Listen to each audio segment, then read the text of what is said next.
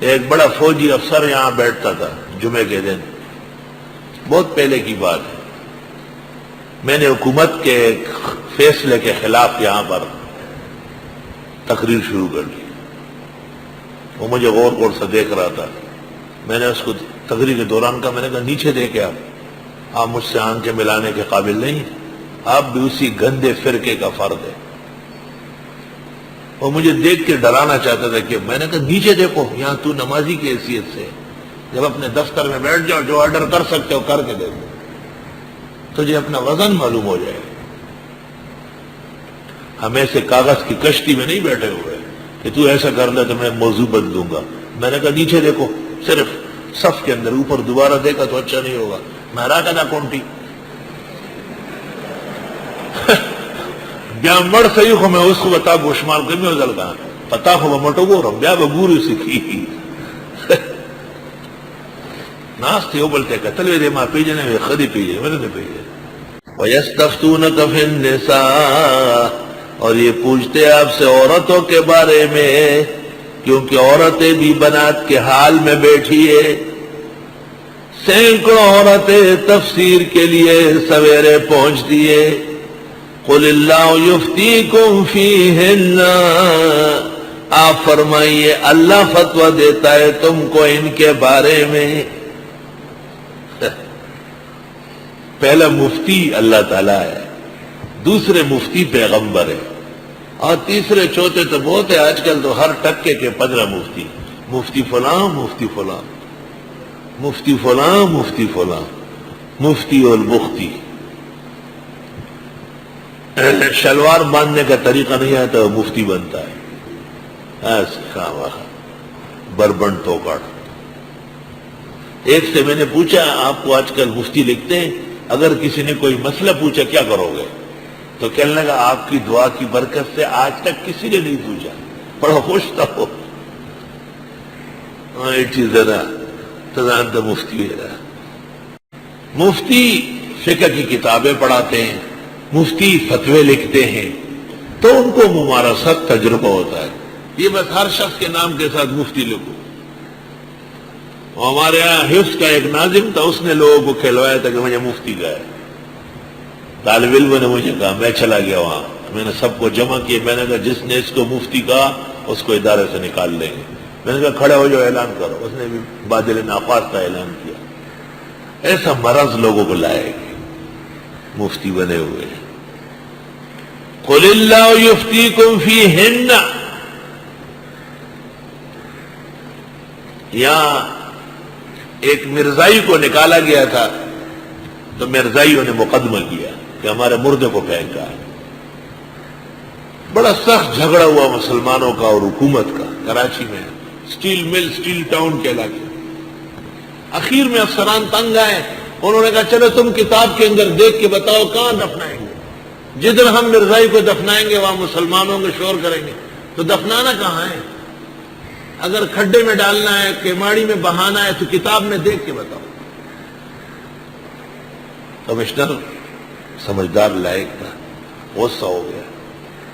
اس نے ہمارے علماء سے کہا تم اپنے آپ کو عالم کہتے ہو، کتاب میں دیکھ کے بتاؤ کہ غیر مسلم کی تدفین کہاں ہوگی. ٹول ناس سینی رکھ کے خبریں نہ بدلے چلتی عرش. میں پیچھے بیٹھا ہوا تھا.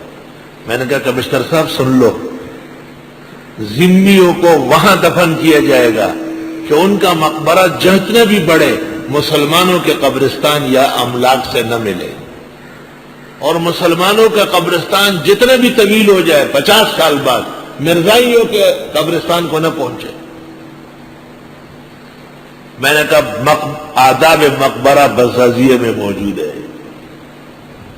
چل بولیاں اچھا تک ایسا ہوا میں اس کو بشاباش ہوئے کر کار کے ٹور نہ خراب ہو جائے، سر ہو تو جوزے یاد نہ ہو. مجھ جیسے مفتی ان کو دنیا میں نہیں مل سکتا اللہ کے فضل سے، اور آخرت میں مفتی کی ضرورت ہی نہیں. دا غریبانن پس سے خبر نہیں رہا طول عمر تیر کو عمر دے تیر شپا دریاب کے نہ پہ جنے کب، اور تش شملے شار بے اور صدی پدی کے دمت دم. ہمارا تو ترمذی اور بخاری کا درس فتاوا اور فقہ، اس لیے میرا متخصصین کے پاس مستقل جانے کی کوئی ضرورت نہیں، ان پر ترمذی اول اور بخاری اول میں بیٹھنا لازم ہوتا ہے، مکمل درس ہوتا ہے احکام و مسائل کا، مکمل دلالت ہوتی ہے، اور اصولاً ہمارے یہاں جو دور حدیث کر لے ان کو تخصص کی بھی ضرورت نہیں، سب تخصص ہو گیا ان کا، وہ جب چاہے مفتی لکھے اپنے آپ کو۔ ہاں یہ ہے کہ استاد و شیخ کی نگرانی میں کچھ فتووں کی مشق کر لے، فتاوا کی مشق کر لے۔ تخصص کلاس سبق کے لیے نہیں ہے، تخصص کلاس تمرین کے لیے، تدریب کے لیے۔ فتوا آ گیا بہت بڑا اسلام آباد کے بارے میں، چٹپٹ نہ، آرام سے جواب لکھے، سوچ سمجھ کر لکھے۔ بعض مفتیوں نے جلدی کی ہے، یہ کراچی میں لیاری کے نیچے مساجد کو میں نے رکوا لیا تھا کہ نہیں گرا سکتے، ہمارے ایک مقتدر ادارے کے مفتی کا فتویٰ دلایا، میں 5 دفعہ اس کے پیچھے گیا، نہیں ملا وہ، جب بھی جاتا تو باہر نہیں آتا تھا، میں نے کہا یہ فتویٰ دے سمجھاؤ مجھے کیسے لکھا آپ۔ اسی سے یہ لیاری اسکیم کے تحت 4,500 مساجد شہید ہو گئی، ایک مسجد بھی گرانا جائز نہیں ہے، ناجائز و حرام۔ بدعتیوں نے مقبرے اور قبروں پر دیکھو وہاں پل بنوایا، برقرار رہا، ان کی مسجدیں گر گئی۔ میں کہتا ہوں مفتی ہو تو مجھ جیسے ہو، ڈنکے کی چوٹ فتوا، الحمدللہ۔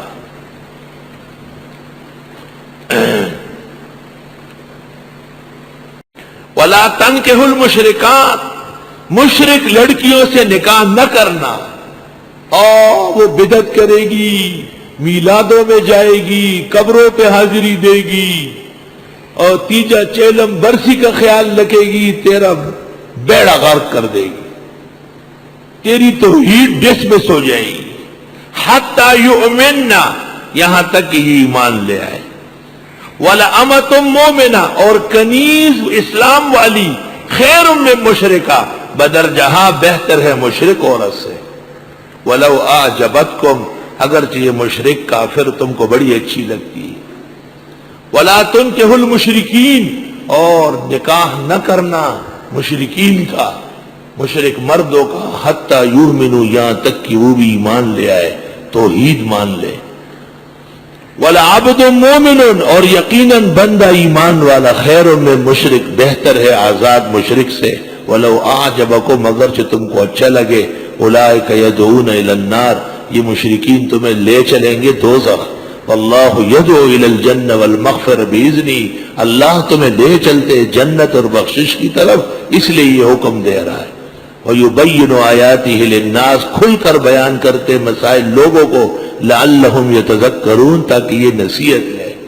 ان آیات کی تفسیر میں شاہ عبد القادر محدث دہلوی، جو دارالعلوم دیوبند اور بریلوی اینڈ کمپنی سے 50-60 سال پہلے دہلی کے علماء میں سے گزرے ہیں، ان آیات کی تفسیر میں لکھتے ہیں کہ جو لوگ یہ عقیدہ رکھتے ہیں کہ کوئی ولی یا شہید، کوئی درگاہ، کوئی پیر فقیر غیب دان ہے یا متصرف ہے یا نفع و ضرر کا مالک ہے، وہ مشرک ہے، اس کے ساتھ موحد مسلم کا نکاح نہیں ہو سکتا۔